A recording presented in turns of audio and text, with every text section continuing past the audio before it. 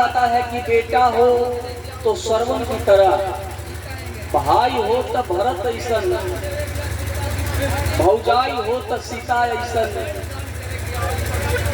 मेरे साथियों, बेटा का बेटौती का नाम है तो श्रवण कुमार का है।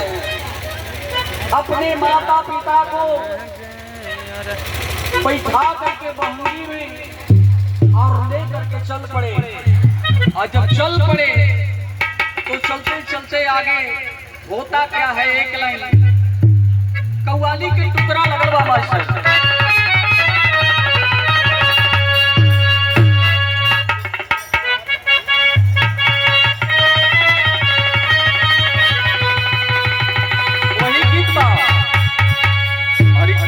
मजा नहीं आता,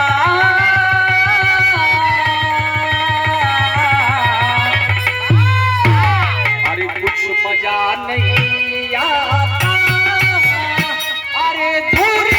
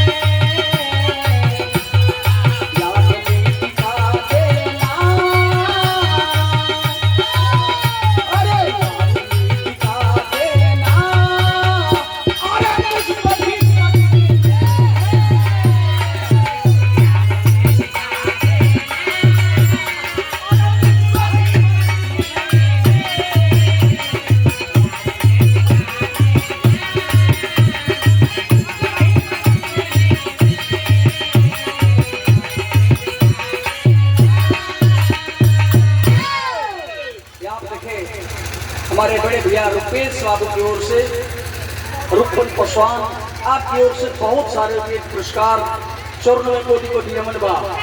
कुछ मजा नहीं आता दूर रह के जीने में, यान में खिला देना मुझको भी मदीने में। लेकिन गौर करेंगे भाव कितना सुंदर है।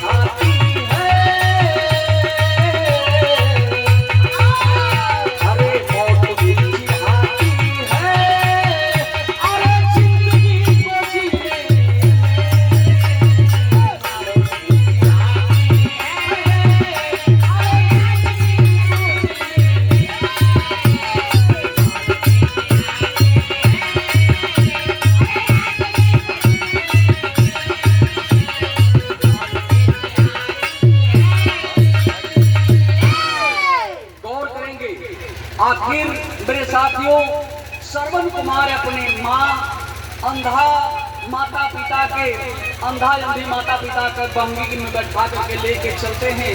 चलते कहीं अंधा अंधी माता पिता को प्यास जब लग जाता है, कहते हैं कि बेटा सरवन, हमें बहुत जोर से प्यास लगा है, बेटा कहीं से पानी ले आके दे दो, हमें पानी पिया दो, हमें प्यास मिट जाएगा। आखिर सरवन अपनी माँ पिता अंधा अंधी को बंगी को उसी जगह पर रख देते हैं, पानी के तलाश में निकलते हैं।